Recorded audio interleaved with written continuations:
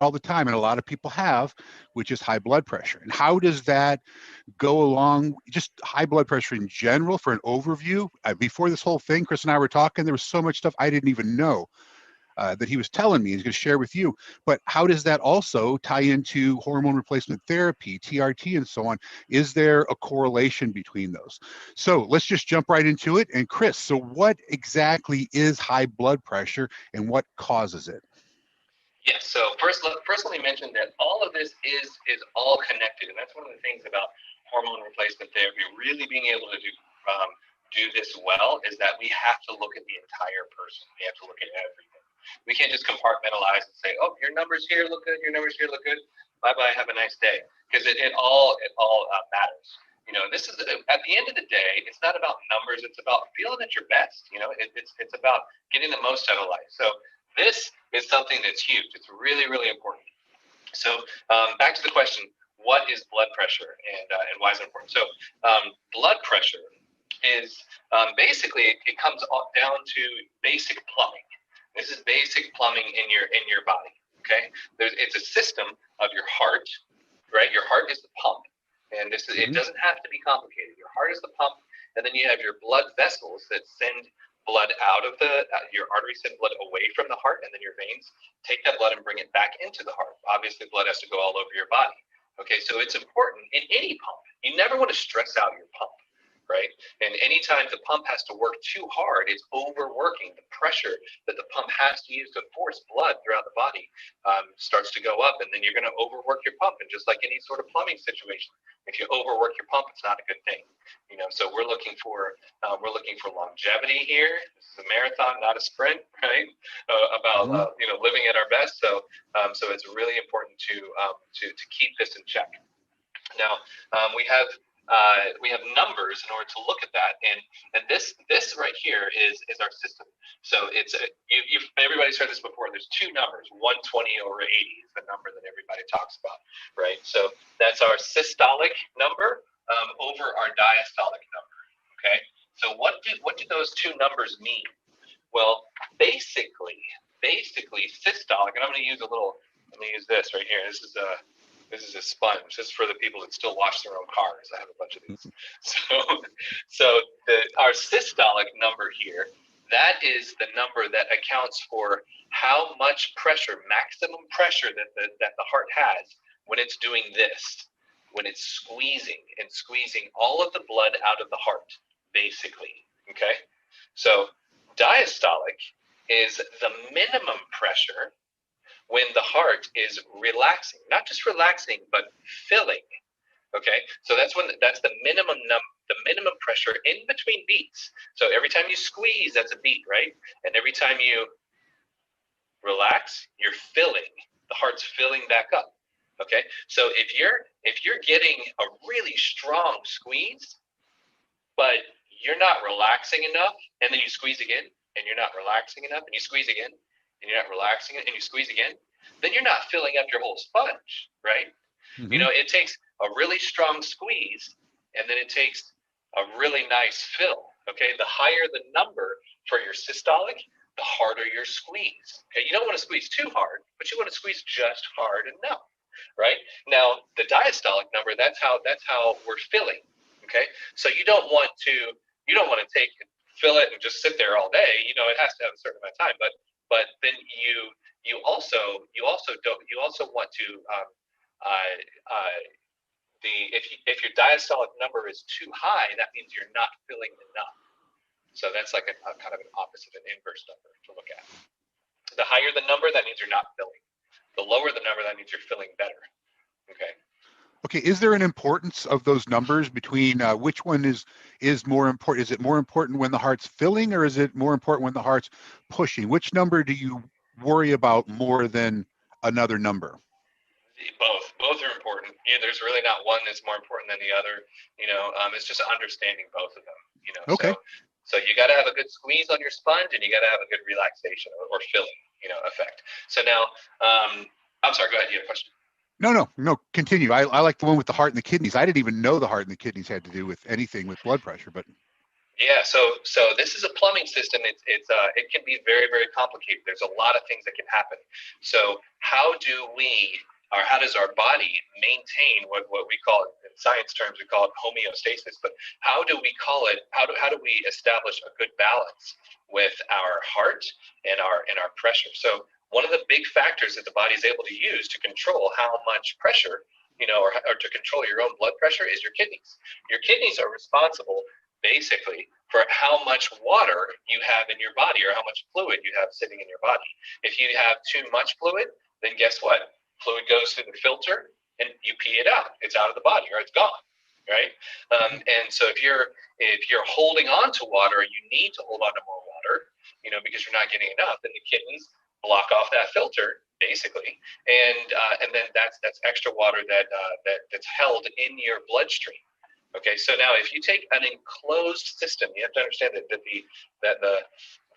vasculature or the cardiovascular system is basically contained.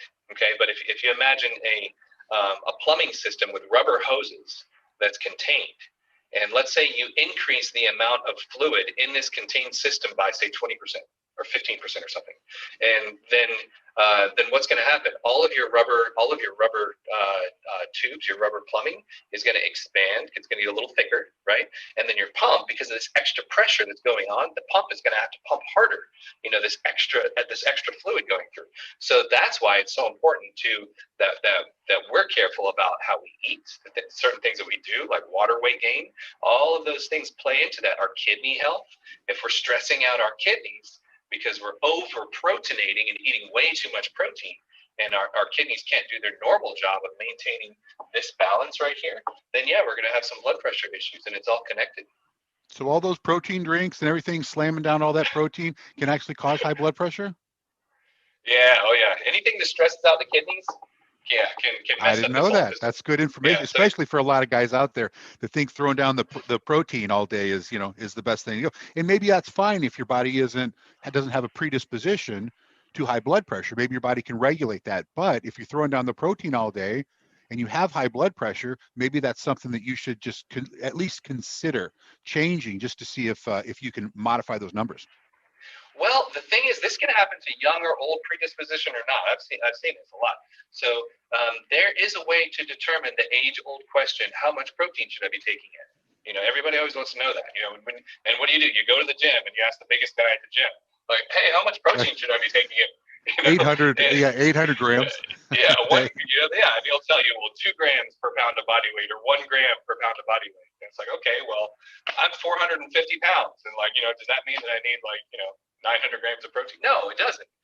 So what it really comes down to is looking at your labs. I can look at someone's lab in their CMP, their complete metabolic panel. I talked about that in the last video series I did, and I can look at certain numbers and determine how much protein your body's taking in.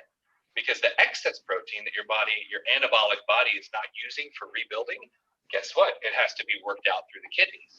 And if it starts to stress out the kidneys, I'll see that right away in your labs. And I can tell you, hey, okay, you're doing great on your protein. You need to go up on your protein. You need to go down on your protein. And that's how we review labs. Gotcha. Well, I want to throw something in here real quick. This is interactive, which means you can ask questions as we go along and do this, which we want. Obviously, we don't want to make this preaching to you. The reason I do these live streams, Chris and I do these live streams, is because you can ask questions. I look over at this one screen, I see your question, and then I can ask him. So in order to do that, to consolidate all those questions into one spot, it's livelikeaviking.com/chat. So livelikeaviking.com/chat. That's where the chat screen is that comes up on this window over here that I can see.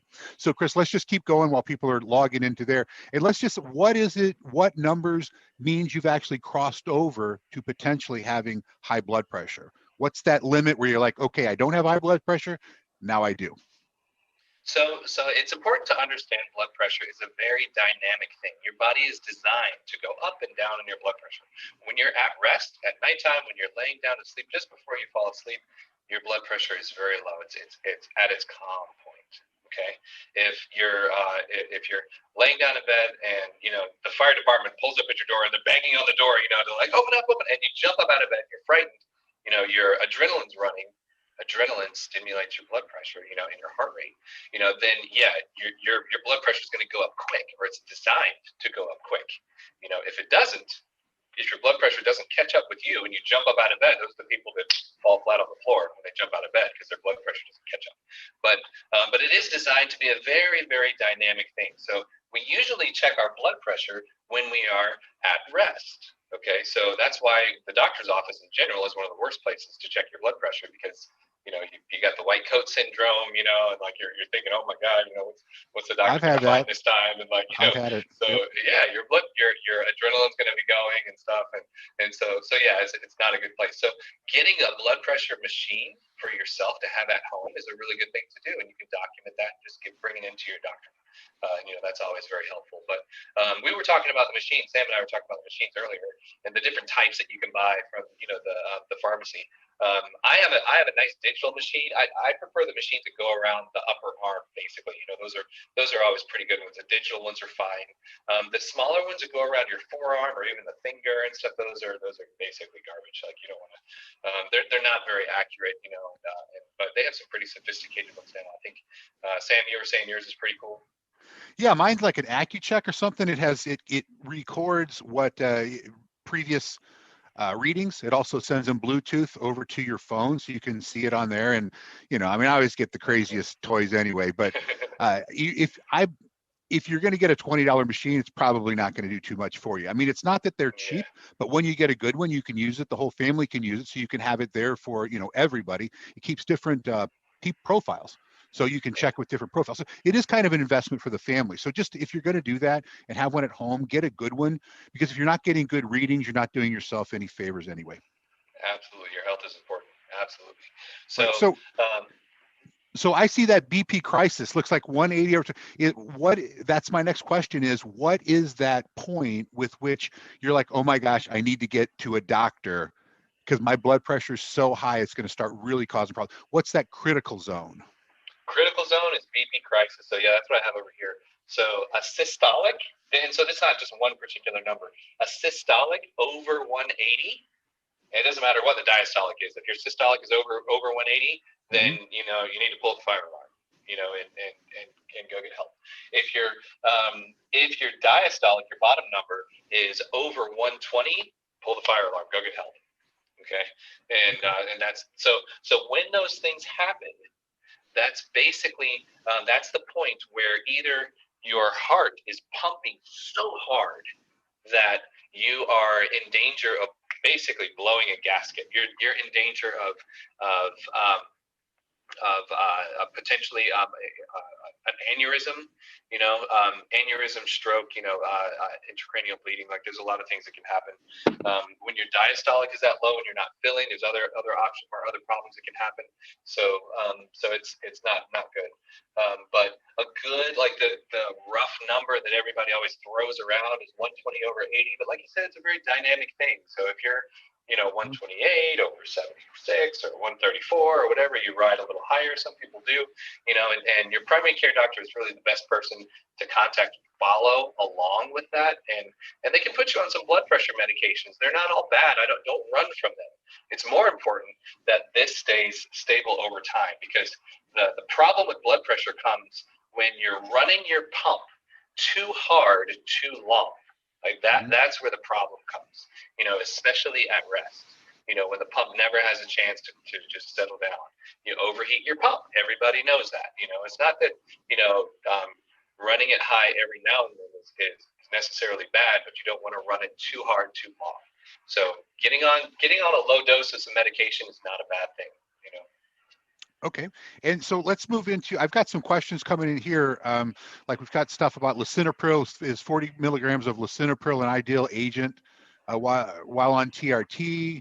I guess all this really matters about what your numbers are, right? And your health professional. I mean, if your blood pressure is 180 over 20, it's probably going to be a different story than if it's 160 over 110 or something like that. So there isn't really some magic number of medication that's going to get you back down, right? It's just like anything else. This is individualized. And there's a lot of different reasons why you can have blood pressure. If you have more of, if your primary care doctor is really the best person to decipher this. When they really look at you closely, they're going to determine, okay, Is his blood pressure issue, is it more of a problem with his heart? Like it's the pump itself?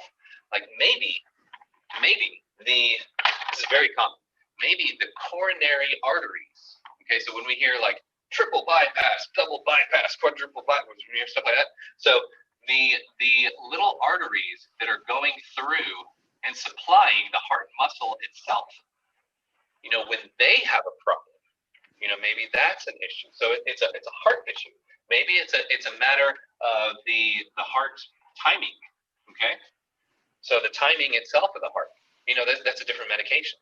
Maybe it's a problem with your kidneys. There's a kidney problem there. That's a completely different medication. So there's no magic bullet for any of this, is what you're saying. Yeah, it's just you deserve a thorough work through, and then there's a lot of different causes. We'll get into the causes in a minute too. All right. So then let's move kind of into that, which is TRT. Does it cause high blood pressure? Oh, so there's been tons of studies to show actually that it's the opposite. Proper medically managed TRT does not cause high blood pressure. What's interesting though is that mechanically testosterone, there are testosterone receptors in your blood vessels themselves. Okay, so remember our pump in our rubber hoses, Mm-hmm. So like actually within the rubber hoses, there are, everybody's heard, well, a lot of people have heard of nitric oxide. No explode. Yeah. If you've been like working out a long time. I actually take pills that increase nitric oxide, or are allegedly supposed to. Yeah. So nitric, but why do we take nitric oxide? Like, why do you take those? To increase the amount of oxygen in my blood. Why I took it. I so take it because right? I heard it was great. That's why I take it. Yeah. So nitric oxide gives you a pump, right? So what nitric oxide does, they're your body's own natural vasodilators. It takes those tubes and it opens up the tubes. Okay. So now all of a sudden, if we go from tubes this tight and your heart has to squeeze through, with enough pressure to fill through that little tiny hole, that's a lot of pressure. Now if we open it up like this, now we squeeze, it's like, oh man, I don't have to squeeze that hard anymore. So that's what nitric oxide does. You also get vasodilation, you get a good muscle pump and everything. Mm-hmm. So that happens. The nitric oxide is activated by testosterone in the blood vessels themselves, in the vasculature system. So testosterone is a natural blood pressure lowering agent. Now, if you do too much testosterone, and one of the things that people bring up is the high red blood cell count, and that causing high blood pressure. So if you don't deal with that, you let your hematocrit hemoglobin get too high, can that cause high blood pressure until you would give blood and reduce the number of red blood cells? Absolutely. So that is when testosterone goes wrong. So yeah, and that takes a lot. It's a very long process of not doing what you're supposed to do in order for that to happen. So it's important for guys on testosterone to donate blood on a regular basis. It's very important. It's important also to look at your labs. And in your labs, in your CBC, your complete blood count, we look at your red blood cell count, your hemoglobin, but especially your hematocrit. And that hematocrit is a percentage. It's basically a percentage that tells what percent of your blood, if we were to take a drop of blood, what percent of it is made up of red blood cell type products. Okay. And so most guys not on TRT, average guys are sitting around 46, 47. Something like that. So on testosterone, that number will slowly start to rise and creep up. When you get to 50, that's when I say, okay, you got to go donate blood. Not a fire drill, but you got to go. And when you get to 52.5, then yes, your blood is starting to get a little thicker. So now I want you to go back and imagine our sponge again. If we were to take this sponge and put it in a bucket of water, it's going to fill up pretty quick, right? So if we were to take the sponge and put it in a bucket of syrup, it's going to take a long time, and then if we try and squeeze the syrup out, it's going to take a lot more pressure, and it's because the syrup is much thicker, it's much more dense. So if our hematocrit percentage starts to go up, then we're going to start to have some issues. 52.5 is usually the point where guys start to feel things like fatigue, and they start to slow down. You get this feeling, I don't know if you've ever had that before, where you just feel heavy. You Oh, know, I've had it. I've been up to yeah, 53 before. At the beginning, when see a yeah, lot of people doing UGL meds before they actually come and say maybe I should be on a supervised program. So they're off doing yeah, their own thing, and I mean, they're taking just testosterone, like huge amounts of testosterone, not doing not anything doing their about it, labs. and Yeah, not doing their labs or anything. And all of a yeah, sudden, you're just feeling sluggish, and you really don't know. Then they come over and they say, okay, you learn all of these things. And you're like, okay, that in retrospect, now I understand why I was feeling those things. So yeah. I've absolutely felt like that. Yeah, or even worse, they'll start to feel sluggish and they'll say, "Oh man, I'm feeling sluggish. I'm 200. I must have to go up to 400 because I'm feeling so Right. sluggish." And then every time you go up with another anabolic, it just makes that process, that creep up work. It makes it kick up a notch. So when you get into the mid 50s, of a hematocrit, you start to get, your blood pressure does start going up. You start to get some fatigue, shortness of breath with exercise. So when your blood pressure really needs to work harder while you're on the treadmill or when you're running, Mhm. or even just climbing a flight of stairs. I've had that before when my hematocrit's so high. Like, and you get up to the top of the stairs, you're like, man, dang, man, I'm just like, I'm out of breath, Mhm. and for nothing, and then as it gets to 60, 60 is the danger zone. That's the danger zone of a hematocrit of 60. So that's when you're talking, your blood is so thick, it's turning to sludge. You can get blood clots. Okay, so the blood can actually clot inside your brain, and that Mhm. causes a stroke, obviously. So it can clog up these arteries inside, it can cause a heart attack. You can get blood clots in your legs and in your other blood vessels and cause all kinds of problems. So it's dangerous. That 60 Okay. is a danger zone. Now, is it possible that you just run a little high on red blood cell count and that it really isn't dangerous to you? That's just how your body runs? Or is 52 always a critical stage where you want to go give blood? Have you seen anybody who just is naturally a little bit higher and it's really Yeah. not any concern to them because that's just how they are, which I would think would be a reason why before you even start TRT or any hormone program, you get that baseline of labs and you say, okay, Mm-hmm. here's where I am before I do anything. And that way you can kind of gauge what your body's doing when you start. But it is possible to have like 52 or something, and that's just your normal body's the way your body operates. I have seen that before. It is a little bit rare, but I have seen that before. Now, also there are other conditions or other situations that can cause that. Like guys that live in high altitude, like Denver, there's Mm-hmm. less oxygen in the air, so that stimulates the body to produce more red blood cells. That's why a lot of the Olympic distance runners and stuff, they'll move to Denver to train, Right. for 6 months, so to increase, because there is supposedly some short-term performance boost from having a very slightly higher hematocrit level. Mm-hmm. For those athletes that increasing their performance by 0.5%, means money in their pocket. That's Right. it's worth it. So that can have an effect. But the biggest reason why, the most common reason why I see guys with higher hematocrit levels than what I would expect, or that have to donate more often on testosterone, is because of sleep apnea. That's a Okay. big issue that we don't talk about enough. That's good. Sleep Now, with apnea. the sleep apnea, while we're talking about that, if you get a CPAP machine, will that reverse or keep that stabilized for you? Is that the solution to sleep apnea?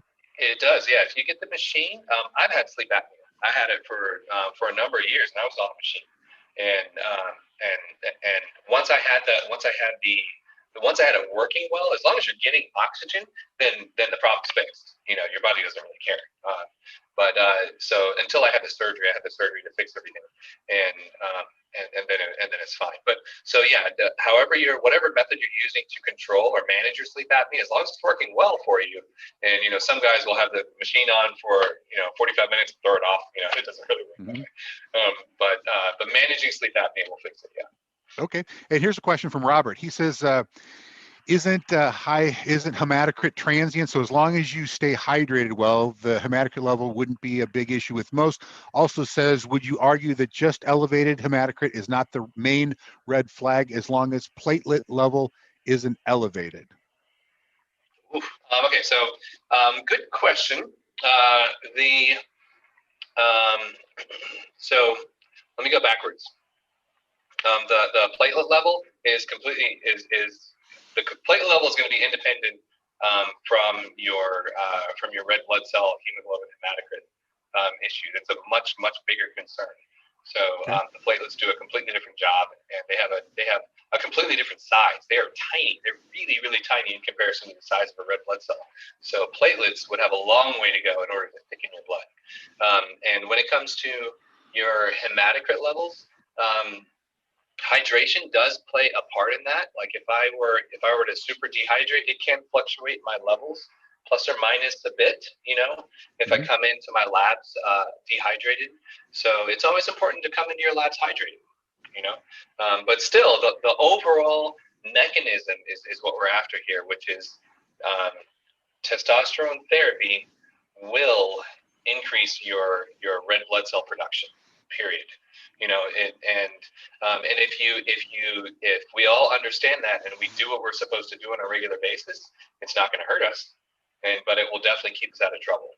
I have seen guys that they get on testosterone therapy and their hematocrit never goes up above 47 ever, and they don't have to donate blood, and that's okay. But that's the reason why we check it and we look at labs. But it is important to donate them.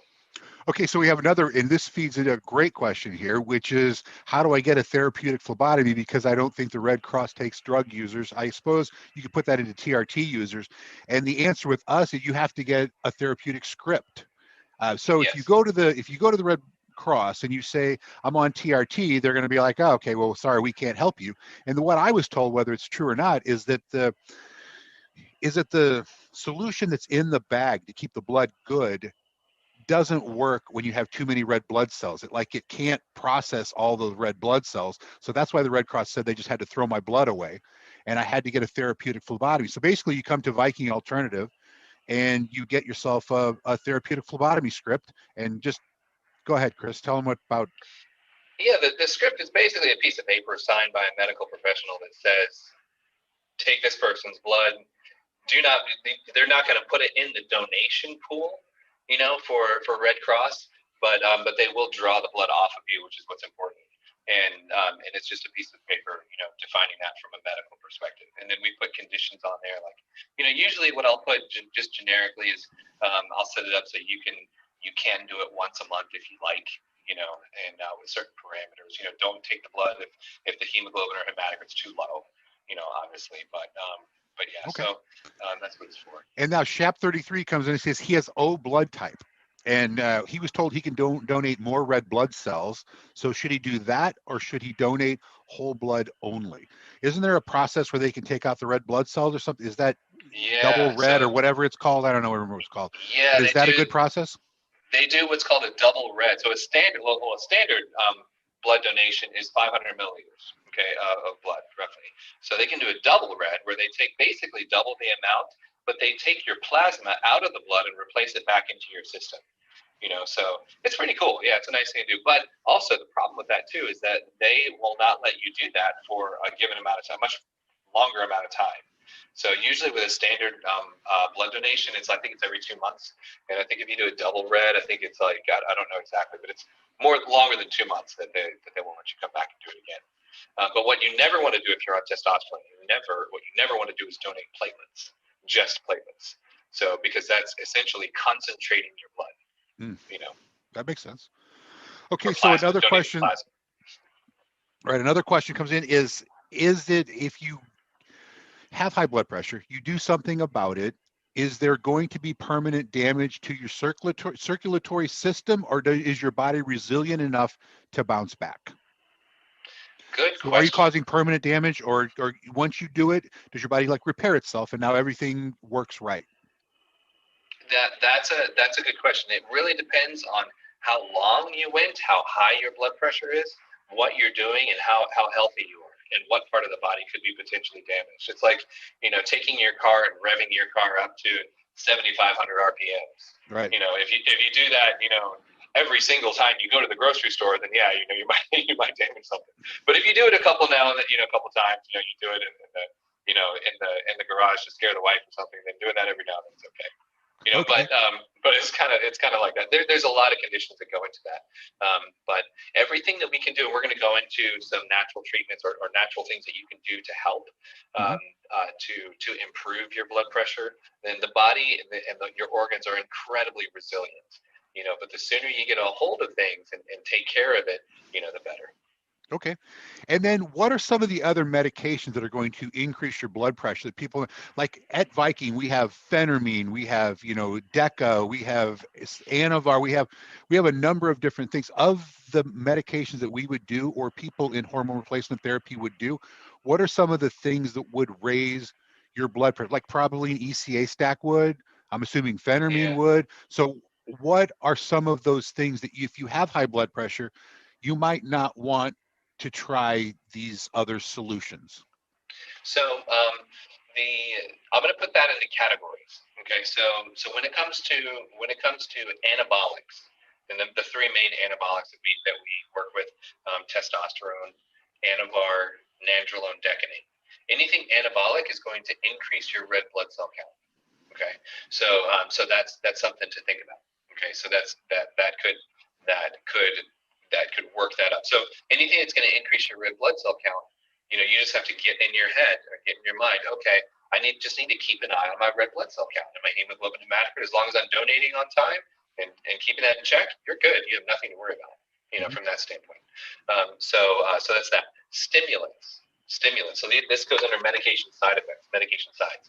Stimulants like phentermine, like the ECA stack, like caffeine, like Red Bull, pre-workout, like all of those things, anything to like really rev you up or jack you up, it has more of a short-term effect, but it can raise your blood pressure.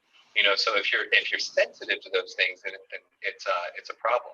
There's been studies on both sides actually that have said caffeine in conservative amounts is actually healthy for your blood pressure. That like we were just talking about, nitric oxide, which is a very common ingredient in the pre-workouts. That's actually healthy. It's good for your blood pressure. But you don't want to overdo it. Is my point. Just like anything. So that's in the category of stimulants: phentermine, ECA stack, other kind of weight loss pills. Those are key. Now, in the growth hormone family, really, if anything, it helps your blood pressure in a very subtle way. It does help in repairing microvascular injuries, and it does help your body to regenerate blood vessels. TB500, BPC 157, or other peptides that help regenerate blood vessels. Anything that's going to add to the plumbing mechanisms and develop that better is really going to help. So those things are actually good. But now, when it comes to any supplement at all that has a side effect of water weight gain, you have to think about blood pressure. You have to. Okay, so a lot of those that I just mentioned have that side effect of blood pressure. We haven't talked about that yet, but or water weight gain. So if you don't keep that in check, then that water weight, by the time we see it, I always look at my wedding band. That's how I check. If I can't get my wedding band off, that means I've either had too much salt, too much sodium in my diet, or I'm taking something that's causing water weight gain, or my estrogen's out of whack, or something's out of whack. Then that water doesn't just show up in my skin and in my outer tissues. First, it has to go inside and work its way from the core out. So it's going to work its way from the vascular system, fill up the vascular system, and then it bleeds out of the vascular system into the tissues. So if it's to the point where I see it, then that means my pump is already tanked. Okay, so then that goes back into the whole thing that we had a discussion with Danny Bossa before of the AI, because if I don't do anything, I can visibly see water retention in my body. Now, whether that would work itself out in 3 months or 4, whenever, I don't know, because I don't let it go that long. But if you don't do the AI and you do see the water retention within your body, that has the potential to raise blood pressure. I'm assuming because you've got more water in your body to push it. So that's where it comes from. Yeah, but I mean, we can't just kind of live like this and not. But yeah, it's real. Like that stuff is real, and the problem is not the the AI necessarily, but it's the water retention. Like you don't want to have those side effects, those issues. So estrogen. Now there are studies out there that show that estrogen is important in your smooth in your smooth muscle in your blood vessels. So the muscles in your blood vessels to help with relaxation and helping with your blood vessels. So is testosterone, actually. So there's just as many testosterone studies that show it helps also there too. So I'm not condoning that your estrogen level be zero like that. I think that's where a lot of the misconstruction comes from. But Well, like crashing your estrogen is just as bad as too much estrogen, right? I mean, yeah, you don't want to be on yeah. either end of the spectrum. Yeah, exactly. And the best way to tell if you're on one end of the spectrum or the other is to look at yourself and understand your own body and listen to yourself. And we open up our eyes and we check and we look at labs. We can't just close our eyes to it all and say, yeah, you've got water weight gain, you've got blood pressure problems. It'll be okay. You just keep on. We just can't do that. So are diuretics? Is that a way to combat excess water, or is that just totally the wrong way? And I asked that because Robert said any good over-the-counter natural diuretics to control water retention. He does say other than alcohol, LOL. So, but is there any diuretic that's probably not a good idea? A good idea? What? So the thing with diuretics is that diuretics go to the kidneys, obviously, and it basically forces the valves in the kidneys to open up, right? Basically, that's what they do. So the what's most important is that we figure out why are we having a water weight problem in the first place. And if we say, I don't really care why it's happening, let's just open up the kidneys and get it out. That we can, it defeats the purpose, of trying to figure things out first. So, so there are some natural, kidney cleansing and kidney health, more gentle diuretics that we have coming. Actually, Viking Laboratories is producing the liver and kidney cleanse, which has that involved. It's in a combo. It's in a liver and kidney cleanse supplement. So that's going to be really cool. I'm excited. And about just that. to clarify, all of the stuff that Viking does, not this is a sales pitch, but just to let you know, which is the estrogen control men's multivitamin, the new stuff coming out, everything in that Chris puts together. Like he goes to the people that make it. He says, I want this much of this and this much of this. So this isn't where we slap our name on somebody else's product. This is actually Chris's formulation on everything that Viking sells from a supplemental point of view. I just want to let you know that because a lot of people just say, okay, let's just slap a name on it. But that is not the case.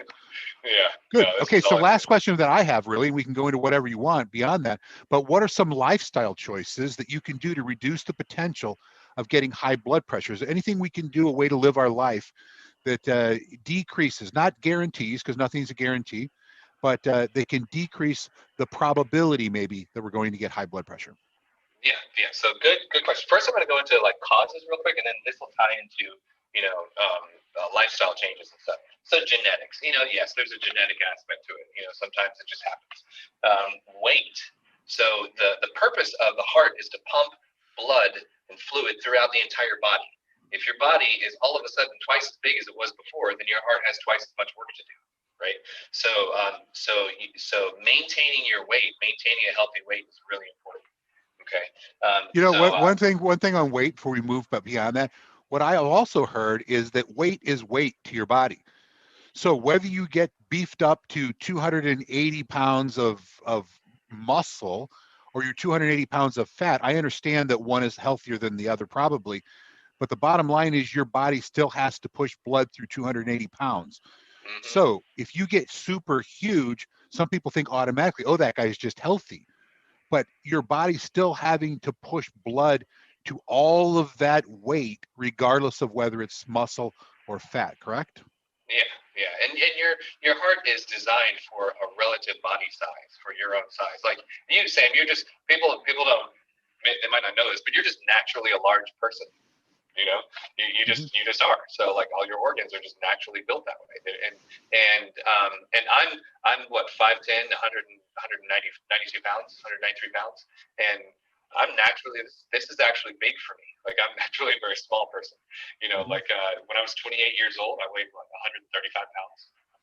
Wow. So Okay. yeah, so our organs are kind of are designed that way at adulthood. So drastic changes in that, it does produce stress. For sure. Right. So So that's the weight part. Your diet, problems in your diet, a high sodium diet, low potassium diet. These are two of the electrolytes that your kidneys need in order to push things through the filter. Water just doesn't travel by itself in the body. It needs electrolytes to travel with it. So your diet's really important. Also, having your blood sugar out of control, can cause blood pressure issues, and your lipids, certain aspects about inflammation and cholesterol issues, atherosclerosis, all of those things, are really important. But what all of those aspects do, they start to decrease the flexibility on our blood vessels, so that if our blood vessels are hard and they're not flexible, it doesn't matter how much nitric oxide you have, it's not gonna budge. It's not gonna budge. So so that's where that comes into place. Lifestyle activity, something you can do about that is exercise. Don't skip cardio day. Don't skip cardio. I hate cardio just as much as anybody. But you shouldn't skip cardio day or leg day. All you chicken leg people out there, don't skip cardio day or leg day. That's right. Work those calves. That's right. So chronic alcohol use. So I am not the guy to tell you don't drink alcohol. That is not me. That's not my role. But there have been some studies that show overuse of alcohol. Yes, overuse of alcohol does cause problems for your blood pressure, especially by way of the liver and by way of other issues. But there have been studies too that I like to lean on and say, hey, a certain amount of alcohol is good for you, so I'm going to have a glass of wine tonight and think about how I'm being healthy. So that's not hard. Medication side effects. A lot of people don't realize this, but there are a lot of allergy medications, over-the-counter medications that can cause significant increases in your blood pressure, big time, so sinus stuff, the stuff for your sinuses, right? Sinus allergy. And then they have medications that's blended, with all kinds of stuff in it, and you take that because you're feeling, so you have to be careful about those things and really watch that. So if you're already predisposed to blood pressure issues and it's like allergy season, then you can push yourself into a crisis. You really can. So sleep apnea, we talked about. Kidney issues, you can have independent kidney issues. We talked about that with the protein. That's a big issue for us. But managing that and maintaining healthy kidneys and hydrating. You always have to be careful too if you're drinking. Say like water versus something like coffee. Coffee is more of a diuretic, so that's kind of like negative water. So if you're drinking something like that, you always want to replace it, or make sure that you're getting additional water to replace it. Because that's opening the valves on your kidneys, right? Is that going back to what a diuretic is? Yeah, it's forcing water out, and it's forcing too much water out, in some cases. So you want to keep that balance and help your body maintain that. So other hormone issues, there are hormone imbalances that can cause hypertension. So one of them is hyperthyroidism, not hypothyroidism, but hyper, when you have too many thyroid hormones floating around, or an overdose of thyroid medication. This is another one that we see sometimes. So overdosing on your thyroid medication can cause blood pressure issues. Another one is another. It's a hormone disorder in your adrenal glands. The adrenal glands actually are they're cute little glands that kind of sit on top of your hormone. They're like a little beanie that sits on top of your kidney, like that, and they produce hormones that help with your salt production called aldosterone. So, but yeah, those are the main causes. So when it comes to treatments with things that you can do naturally, you can decrease your sodium intake. You can increase your potassium. Take a potassium supplement. Eat a banana. Eat leafy greens. That's great. Beans, nuts. Things like that. Doesn't an avocado have a lot of potassium in it? I remember looking at avocado, seeing that's a lot of potassium, more than a banana. I remember it being. Yeah, avocado does too. Yeah. So yeah, avocado is great. But exercise, like we talked about, is really important. Just managing your alcohol content, is important. Caffeine management, we talked about that. Smoking. Smoking. I don't know if there's still a lot of people that smoke out there, but the smoking, what that does is that it's going to stiffen and reduce the flexibility of your blood vessels. Which is not a good thing. It's going to constrict your blood vessels, and then it doesn't allow your body the opportunity to regulate its own blood pressure anymore. So that's a problem. Decreasing stress is a big one, especially this year. Like 2020 Right. has been a freaking nut job of a year.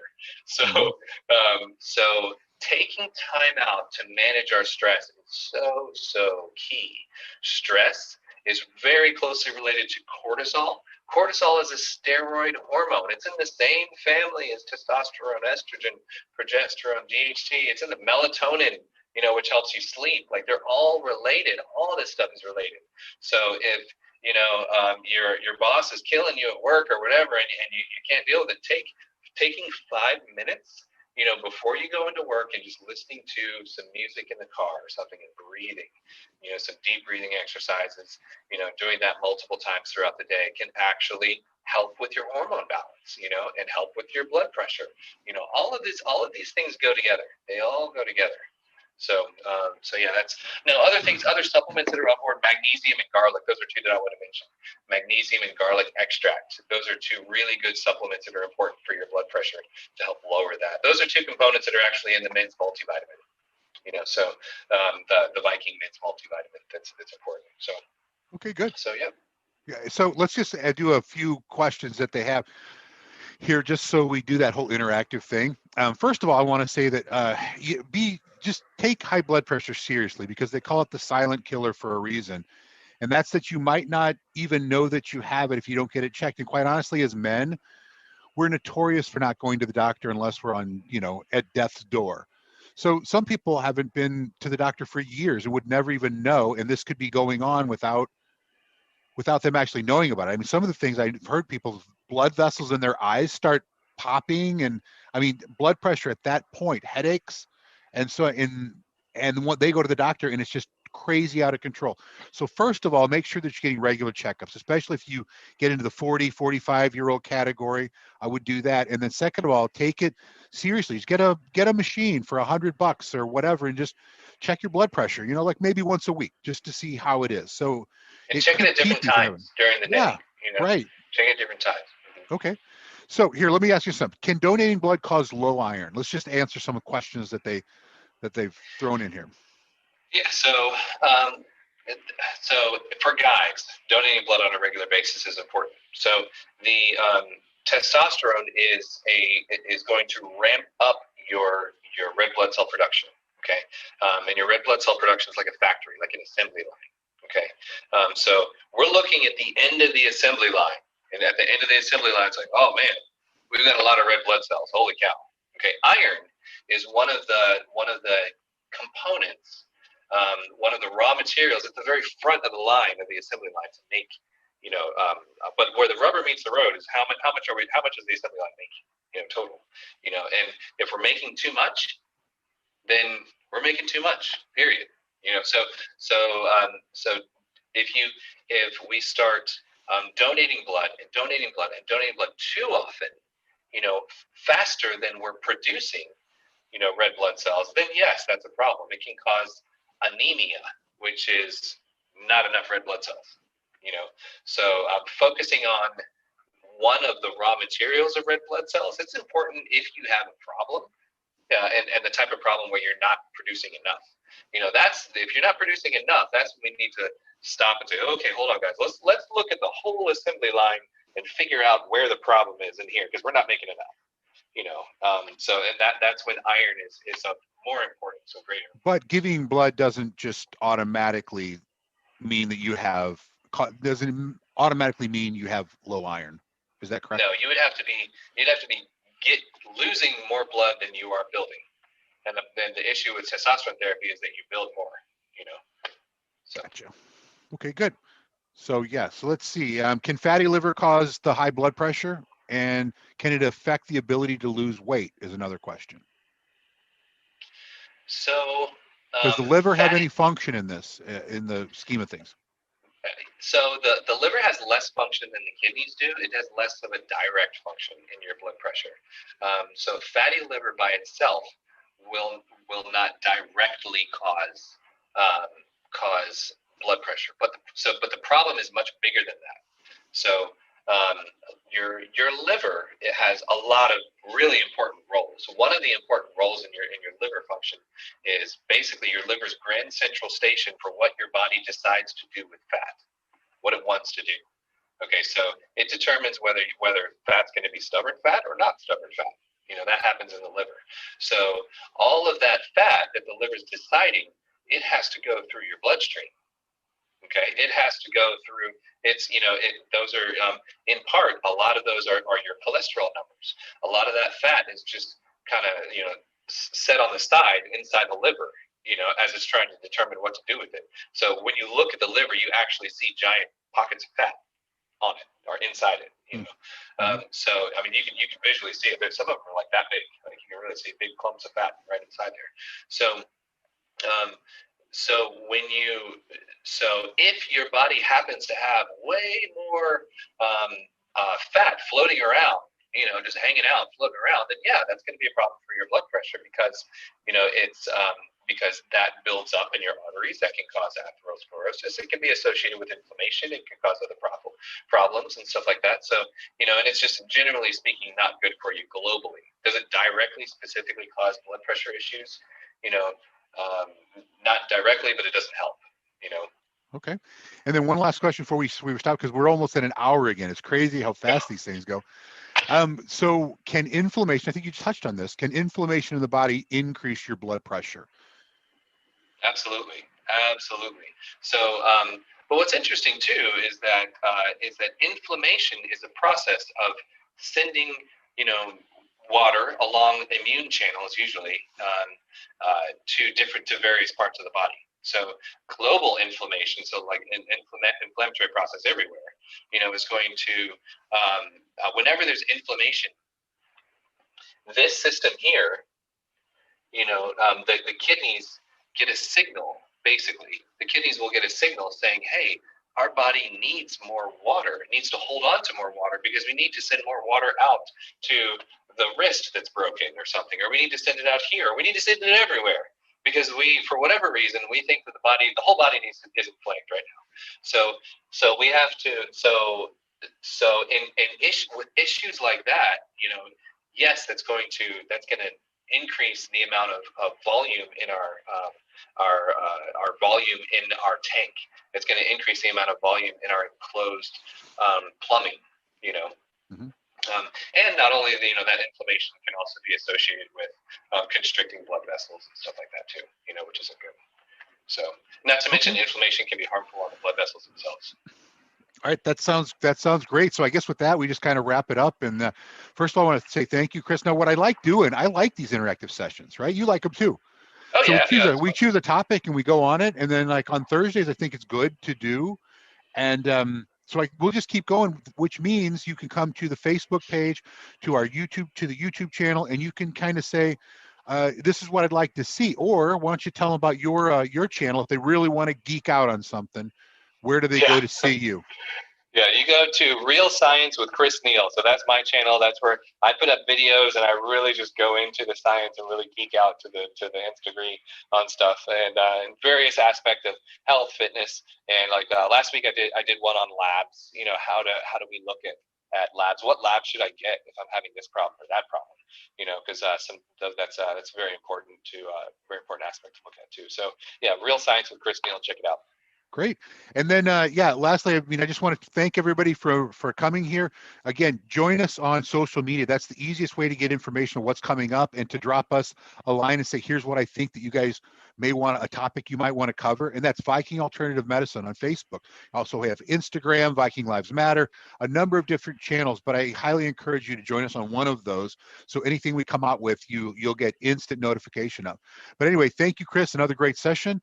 And to everybody that signed on and asked questions, I want to thank you as well. And as always, Viking Alternative Medicine is in all 50 states. And we are a hormone replacement therapy clinic for both men and women. And our clinical supervisor here is Chris Neal. And as you can see, the there's a bunch of knowledge there. So, you know, I encourage you to come over to Viking Alternative if you're having some issues with your existing place, or if you have symptomatic issues, and we can definitely help you out there. So, all right, Thanks, Sam. Chris. Thanks, buddy. Bye, guys. Bye. Peace out.